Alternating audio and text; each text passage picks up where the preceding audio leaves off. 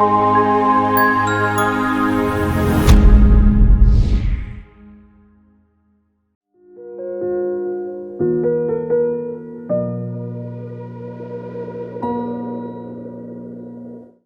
Everyone, आज अभी जो हम पढ़ने वाले हैं वो है second lecture. Basically first lecture में हमने चार्ज की जो फंडामेंटल प्रॉपर्टीज हैं, वो कैसा बिहेव करता है, वो सब हमने कवर कर लिया एक्सटेंसिवली।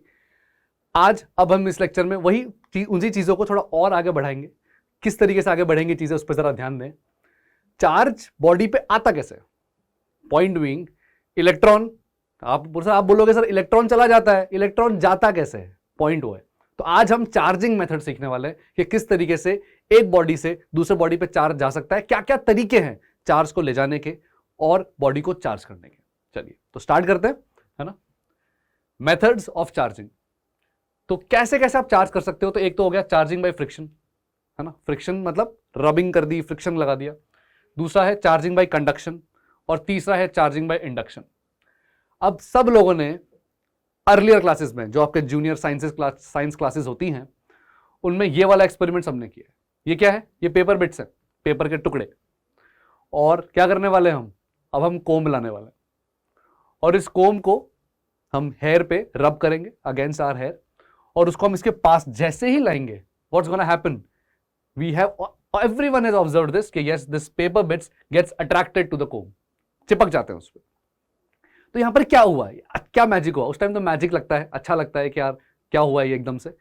तो वो जो कोम है उसको हमने जब हमारे हेयर पर रब किया था तो इलेक्ट्रोस्टैटिकली चार्जेस डिस्ट्रीब्यूट, वो हो गया फ्रिक्शन।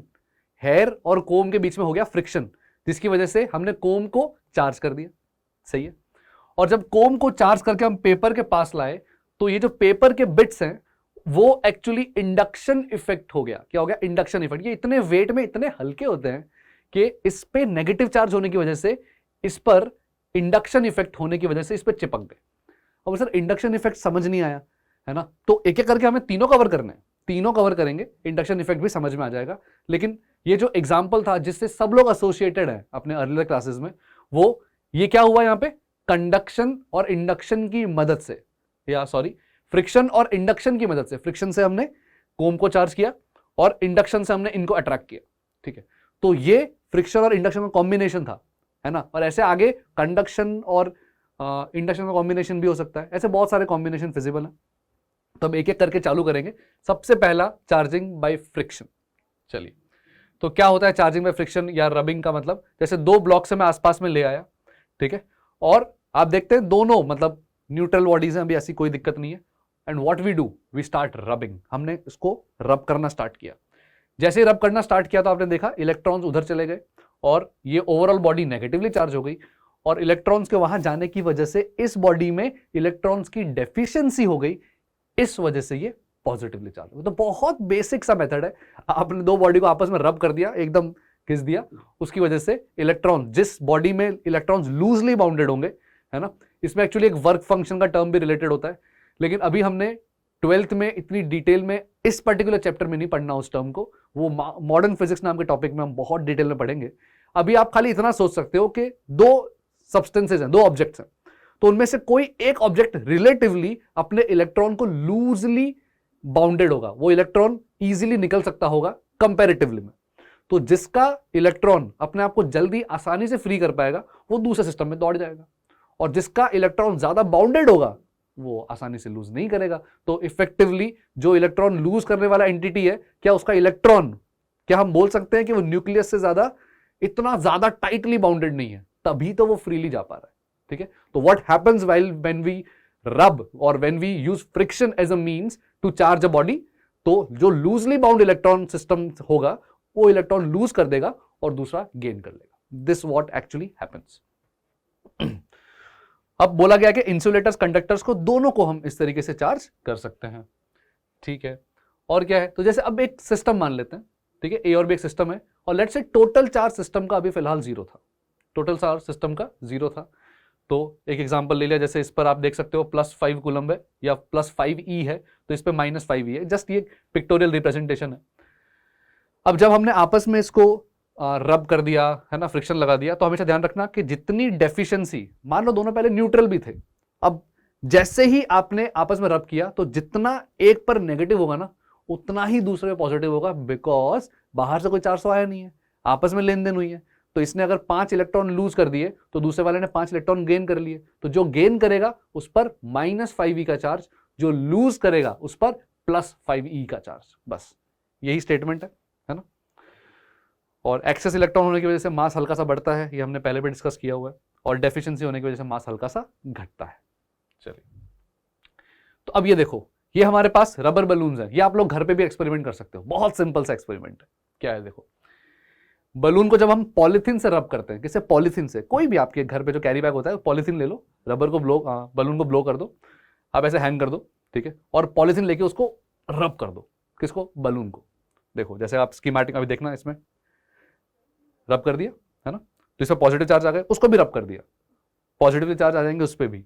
अब आपको पता है दो लाइक चार्जेस क्या करेंगे, रिपेल करेंगे, तो आप लिटरली आप देखोगे कि दोनों बलून्स दूर हो जाएंगे, होना ही है, क्योंकि आपने जब वो फ्रिक्शन से रब किया ना उसको, तो वो बॉडी में चार्ज अक्वायर हो गया, और जब चार्ज अक्वायर हो गया तो दोनों ने रिपल्जन कर लिया। सही। तो अब आपके सामने मैं वही जो सिस्टम अभी हम बात कर रहे हैं, फ्रिक्शन वाली बात, कि क्या एक्चुअली माइन्यूट लेवल पे कैसा होता है, तो आप एक छोटे से एनिमेशन वीडियो से समझ सकते हैं, जरा देखो। तो जैसे ये दो ब्लॉक्स है ना, एक आपको दिख रहा है गोल्ड का ब्लॉक है और एक वुडन ब्लॉक है, और इसको हम आपस में देख सकते हो रब कर रहे हैं बहुत तेजी से। जब हम रब कर रहे हैं तो आप अंदर माइक्रो स्केल पे क्या हो रहा है जरा देखेंगे, तो कंटिन्यूअसली गोल्ड से इलेक्ट्रॉन्स जा रहे हैं और कहां जाके सेटल हो जा रहे हैं, वुड पे सेटल हो जा रहे हैं, जिसकी वजह से ये पॉजिटिव चार्ज होता जा रहा है और ये देखते जाओ ये नेगेटिवली चार्ज होता जा रहा है। सही है ना। तो अब देखो, तो कुछ ही देर में आपको ये दोनों ब्लॉक्स जब आप सेपरेट करोगे इन दोनों को फ्रिक्शन के बाद में, रब करने के बाद में, तो ये नेगेटिवली चार्ज हो जाएगा और ये पॉजिटिवली चार्ज हो जाएगा। तो बस यही आपका सिंपल सा जो डायग्राम था या जो हमने बताया था उसी को देखा है। आगे और कोई मेथड जिससे हम कर सकते हो चार्ज? यस, फ्रिक्शन का तो वर्ल्ड समझ में आ गया, बहुत ही सिंपल है, रब करो मस्त हो जाओ। चार्जिंग बाय कंडक्शन, अब कंडक्शन से कैसे बॉडी को चार्ज कर सकते हैं जरा उसको देखते हैं। तो अब देखिए मेरे पास एक फुल्ली चार्ज बॉडी है और वो न्यूट्रल बॉडी है एज यू कैन सी, और इन दोनों को मैंने क्या क्या कर कंडक्टिंग वायर से जोड़ दिया। अब क्या होगा, बहुत तेजी से चार्जेस मूव करेंगे। अब देखो आपको लगेगा सर आप पॉजिटिव चार्ज मूव करा दिया आपने, तो सर इलेक्ट्रॉन्स ही मूव कर रहे हैं, लेकिन इफेक्टिवली बाद में क्या दिखेगा, पॉजिटिव चार्ज दोनों पे आ जाएंगे। ठीक है, अब हुआ क्या यहां पे, देखो टेक्निकली तो इलेक्ट्रॉन्स ही गए होंगे, लेकिन आप ऐसा कह सकते हो कि इलेक्ट्रॉन्स यहां चले गए या उतना ही पॉजिटिव चार्ज यहां मूव कर गया, क्योंकि जितने इलेक्ट्रॉन यहां जाएंगे उतना पॉजिटिव चार्ज अपेयर होता जाएगा। ठीक है, लेकिन आपके दिमाग में हमेशा सबकॉन्शियस लेवल पे क्लियर होना चाहिए, मूवमेंट हमेशा इलेक्ट्रॉन की होती है, ऑलवेज।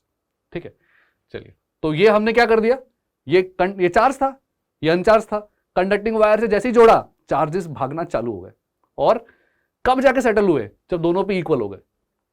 अब स्टूडेंट्स को लगता है हर बार यही होता होगा ना सर, कि इस पर अगर मान लेते 10 कूलम है, उससे मान लेते 0 है, तो 5-5 कूलम हो जाएगा एट द एंड।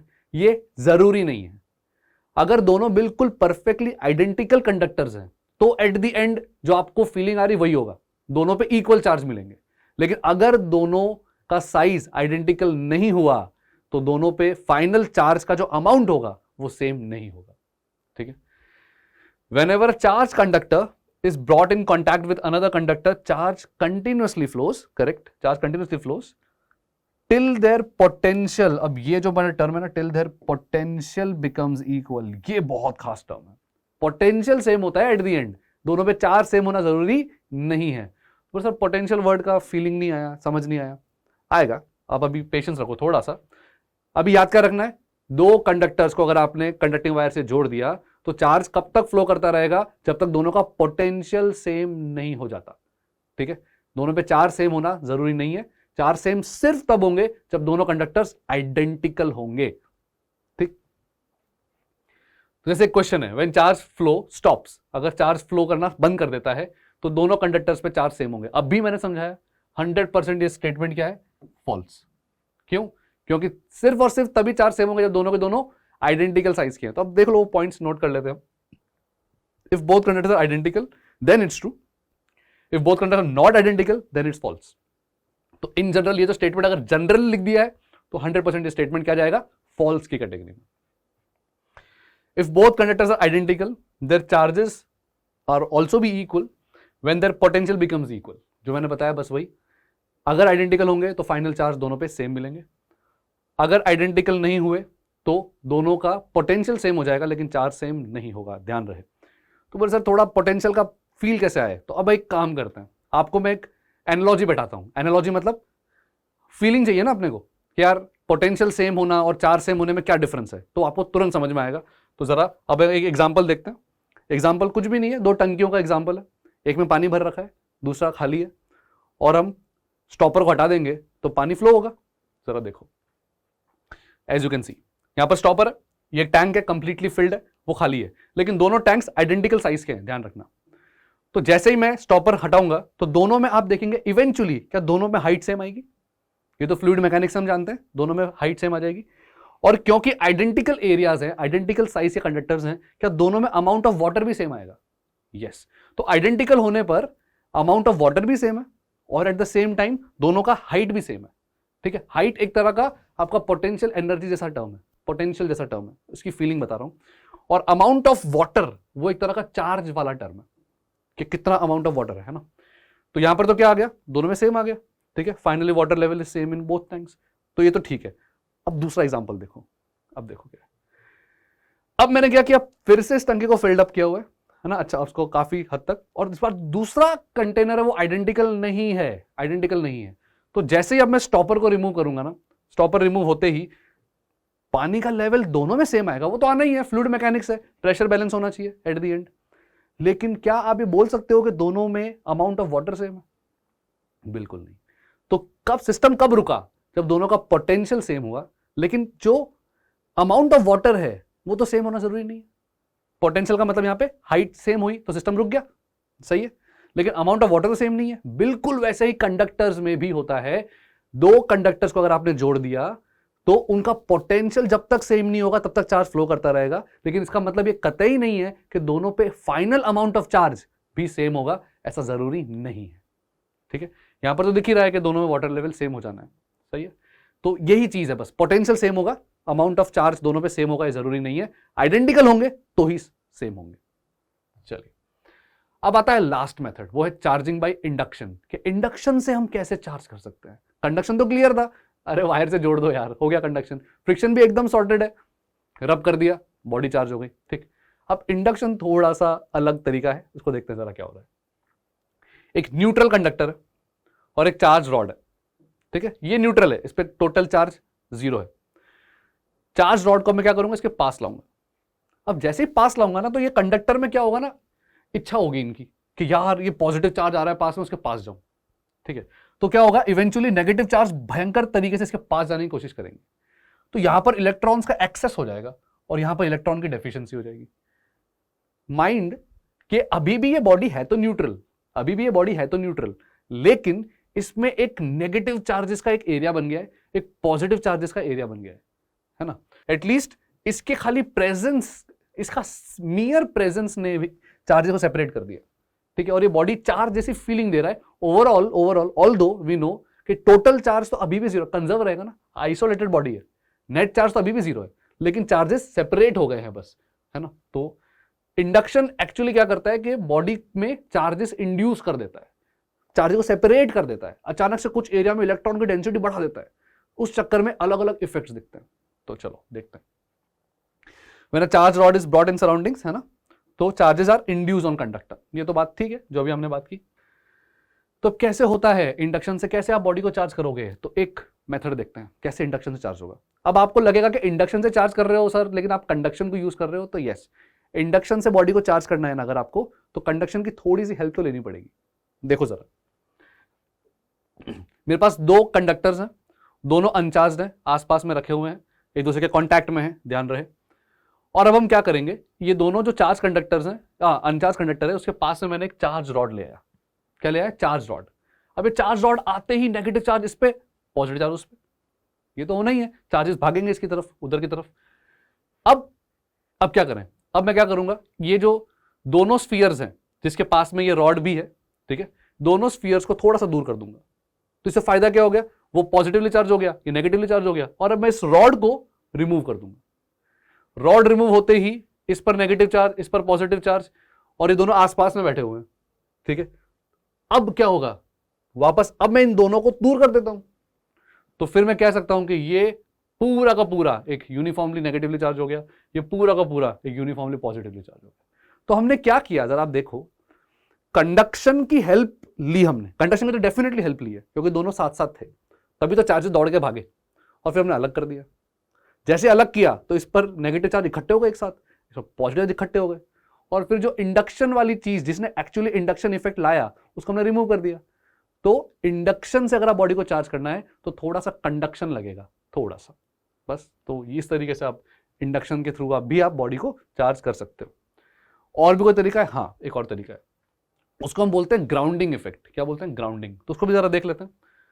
अब क्या है, जरा देखो, वापस हमारे पास एक न्यूट्रल कंडक्टर है, और इस न्यूट्रल कंडक्टर के पास में हमने एक चार्ज रॉड ले आए। ये चार्ज रॉड आते ही चार्ज का सेपरेशन होना है, ये तो होना ही है। और अब हम क्या करेंगे, इस कंडक्टर को मैंने अर्थ से कनेक्ट कर दिया, अर्थिंग कर दी, जो बोल दिया अर्थिंग कर दी, और फिर उस वायर को रिमूव कर दिया, रॉड को रिमूव कर दिया, और हमने देखा इवेंचुअली इस पर नेगेटिव चार्ज आ गया। तो अब बहुत सारे क्वेश्चन मन में आते हैं, ये एक्चुअली क्या हुआ, ग्राउंडिंग करने का क्या मतलब है।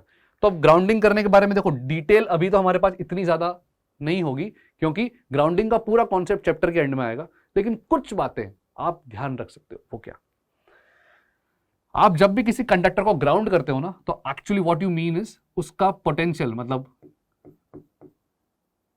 Potential of sphere when grounded, जब आपने उसको ग्राउंड कर दिया ना, वो पोटेंशियल एक्चुअली जीरो हो जाता है। जीरो करना है आपका टास्क है। तो जब मैं इसके पास एक पॉजिटिवली चार्ज रॉड लाया था, जरा सुनना, जब मैं पॉजिटिव चार्ज लाया था तो इसकी वजह से आसपास के जितने भी लोग हैं ना, उस पर पॉजिटिव पोटेंशियल था। ऐसा अभी याद रखना पड़ेगा बेटा, क्योंकि पोटेंशियल डिटेल में हम पढ़ेंगे बाद में। तो पॉजिटिव रॉड अगर इसके पास लाया तो इसकी वजह से इस पर पॉजिटिव पोटेंशियल आएगा, ठीक है। लेकिन मुझे पता है कि मैंने तो ग्राउंड कर दिया है, तो इस पर टोटल पोटेंशियल तो जीरो होना चाहिए। इसका मतलब है कुछ इलेक्ट्रॉन्स अर्थ ट्रांसफर कर देगा इस पे, ताकि इसका पोटेंशियल जीरो हो सके, और फिर हम अर्थ को रिमूव कर देंगे। तो अभी आप इतना बॉदर मत करो इस चीज को लेके, लेकिन हाँ, दिमाग में जरूर रखो कि मुझे अगर इंडक्शन की हेल्प से किसी बॉडी को चार्ज करना है तो कंडक्शन की हल्की फुल्की हेल्प लेनी पड़ेगी। एक तो तरीका हो गया, दो अलग अलग स्फीयर्स कंडक्शन पास में रखे और फिर सेपरेट कर दिए, या फिर आप मेटल स्फीयर को ग्राउंड कर दो। जैसे आप ग्राउंड करोगे ना, तो उस पर कुछ ना कुछ नेट चार्ज आ जाएगा, क्योंकि अर्थ सप्लाई करेगा। अब ये जीरो क्यों होता है, क्या कैसे होता है, ये सब हम डिटेल में आगे देखेंगे। तो अभी आप चिंता मत करो, अभी खाली याद रखने के लिए बोल रहा हूं कि हाँ, इंडक्शन के थ्रू कैसे आप बॉडी को चार्ज कर सकते हो। उसमें ग्राउंडिंग भी एक जरिया होता है, एक तरीका होता है जिससे आप बॉडी को चार्ज कर सकते हो, ठीक है। तो ये हुआ इंडक्शन। अब एक एग्जाम्पल करते हैं, बहुत ही सिंपल सा एग्जाम्पल है, तुरंत आप सब लोग कर पाओगे। तो जरा देखो,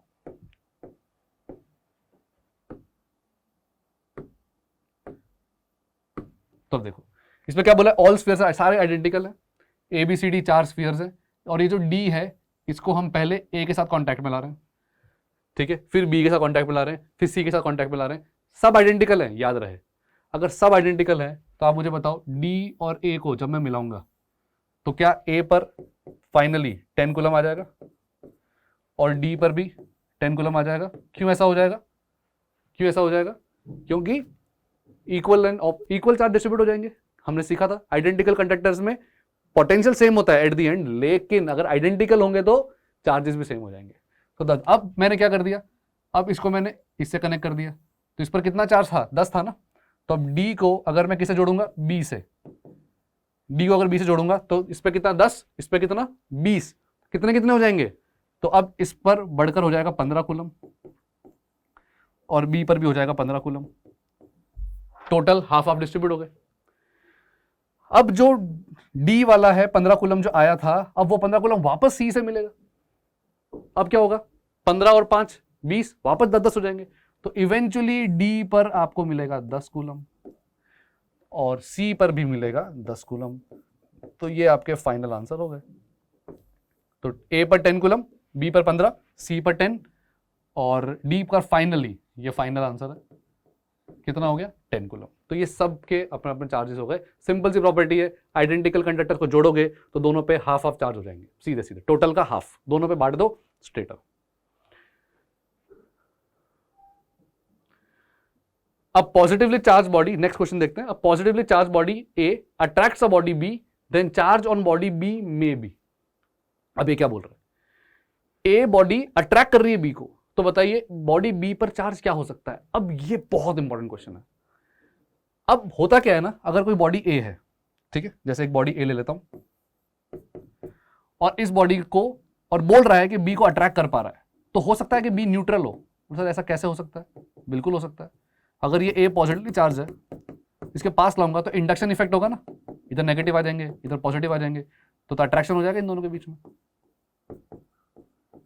इसका मतलब बॉडी न्यूट्रल होगी ना तो भी अट्रैक्शन हो सकता है, नेगेटिव होगी तो अट्रैक्शन होएगा ही, पॉजिटिव हुई और कंडक्टर हुआ तो भी अट्रैक्शन हो सकता है। बट सर पॉजिटिव है तो कैसे होगा?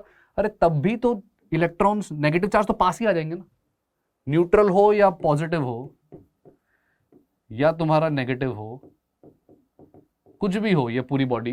क्या आप ये समझ सकते हो कि अगर एक कंडक्टर है, एज लॉन्ग एज ये कंडक्टर है, तो इस पर नेगेटिव चार्ज इसके पास आएंगे, पॉजिटिव चार्ज दूर चले जाएंगे, तो हमेशा अट्रैक्शन तो होना ही है, ठीक है। तो आप कभी भी ये नहीं कह सकते पहली बात तो कि क्योंकि दो बॉडी अट्रैक्ट कर रही हैं तो इसलिए अनलाइक चार्जेस होंगे।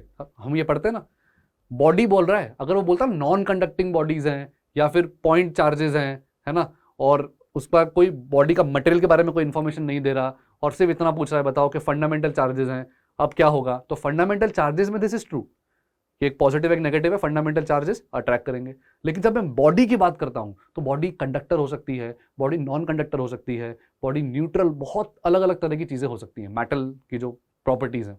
उस चक्कर में हमेशा याद रहे वी कैन नॉट कॉमेंट, हम कमेंट नहीं कर सकते। लेकिन अगर ये कहा होता कि रिपल्जन हो रहा है तो 100% रिपल्जन होता तो वो सिर्फ और सिर्फ लाइक बॉडीज के बीच में ही हो सकता है, अनलाइक बॉडीज के बीच में रिपल्जन नहीं हो सकता। तो रिपल्जन एक्चुअली ट्रू टेस्ट है इलेक्ट्रिफिकेशन का रादर देन के अट्रैक्शन। तो दो बॉडीज अट्रैक्ट तो कर सकती हैं, लेकिन अगर मैं बोल रहा हूं कि रिपल्जन है, then you can be absolutely sure कि इन दोनों में से दोनों बॉडीज का चार्ज ओवरऑल लाइक होना चाहिए, अनलाइक नहीं हो सकता। लेकिन अगर आपको यह दिख रहा है कि अट्रैक्शन हो रहा है, we can never be sure कि दोनों बॉडीज में से कोई एक बॉडी हो सकता है न्यूट्रल हो, दोनों हो सकता है लाइक हो, दोनों हो सकता है अनलाइक हो, ठीक है, तीनों पॉसिबिलिटीज है, इसलिए वी कांट कॉमेंट।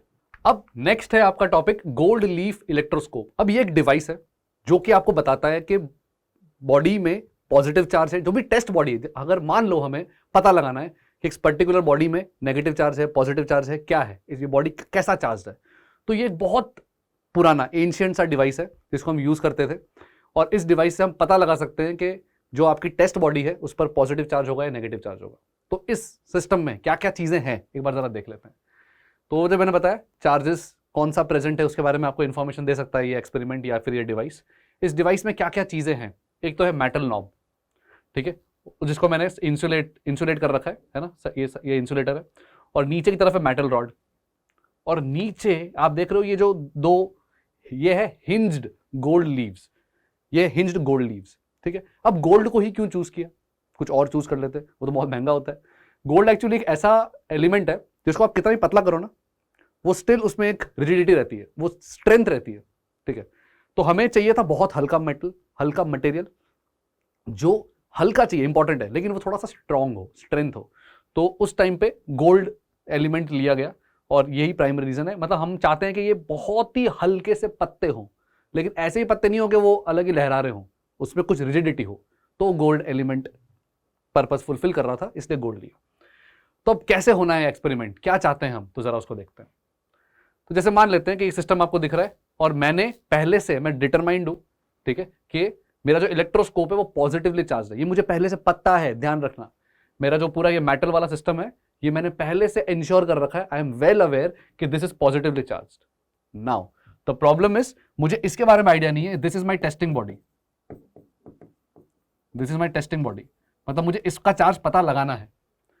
तो अब जरा सोचो, अगर मान लेते इसका चार्ज मुझे नहीं पता, नेगेटिव है पॉजिटिव है नहीं पता, और मैं इसको इसके पास ले आया, ठीक है, और मैंने क्या देखा कि ये दोनों गोल्ड लीव्स पास आ गई, गोल्ड लीव्स पास आ गई, इसका क्या मतलब हुआ? अब जरा सोचो, जब ये पूरा सिस्टम, जब ये टेस्टिंग बॉडी थी नहीं पास में, तब क्या हो रहा था? जब टेस्टिंग बॉडी नहीं थी तो ये पूरे में पॉजिटिव चार्ज था और पॉजिटिव चार्ज रिपेल कर रहे थे। अब जो टेस्टिंग बॉडी है मेरी, अगर नेगेटिव चार्ज की हुई तो क्या ये चार्ज दौड़ेंगे उसकी तरफ, और ओवरऑल इसका जो पॉजिटिव चार्ज है वो कम हो जाएगा। तो पॉजिटिव चार्ज अगर कम हो गया तो रिपल्जन जो बहुत ज्यादा था वो कम हो जाएगा और ये दोनों पास आ जाएंगे। मतलब क्या हुआ, देखते ही अगर ये दोनों पास आए तो आपको 100% पता लग जाना चाहिए कि आपका जो इलेक्ट्रोस्कोप का जो चार्ज है उसका ऑपोजिट चार्ज है टेस्टिंग बॉडी का, तभी तो ये पास आ सकते हैं। दूसरा एक और स्टेप देखते हैं, चलो देखो अभी भी सेम सेटअप है, वी आर वेल अवेयर कि दिस इज पॉजिटिवली चार्ज्ड। ठीक, अब मैं क्या कर रहा हूं, अब मेरी जो टेस्टिंग बॉडी है वापस लेके आ रहा हूं इसके पास, और अब आप देखोगे ये दूर हो गए। क्यों ऐसा हुआ, अंडरस्टूड है, अगर इन दोनों का चार्ज सेम हुआ तो रिपल्जन होगा, अगर रिपल्जन होगा तो चार्ज बहुत सारे इकट्ठे हो जाएंगे नीचे और इनमें रिपल्जन बढ़ेगा। मतलब अगर हिंज्ड लीव्स जो पहले से किसी एंगल थीटा पे थे, पहले से किसी एंगल थीटा पे थे, है ना, दोनों के बीच में कुछ एंगल था पहले, अगर मैंने जो रॉड, जो मेरी टेस्टिंग बॉडी है, अगर वो मेरे इलेक्ट्रोस्कोप के ऑपोजिटली चार्ज्ड हुई तो आप देखेंगे हिंज लीव्स पास आ जाएंगे, और अगर मेरे इलेक्ट्रोस्कोप के चार्ज के सेम चार्ज्ड हुई तो वो दूर हो जाएंगी। तो इससे आप टेस्टिंग बॉडी का चार्ज बहुत ही आसानी से पता लगा सकते हो, और ये जो डिवाइस है ये हमें बता देगा कि आपके टेस्टिंग बॉडी का चार्ज पॉजिटिव है, नेगेटिव है और क्या है। तो दैट्स इट, यही है गोल्ड लीफ इलेक्ट्रोस्कोप। बहुत ही एंशिएंट सा एक डिवाइस है, नॉलेज होना चाहिए कि कैसे ये वर्क करता है। That's it.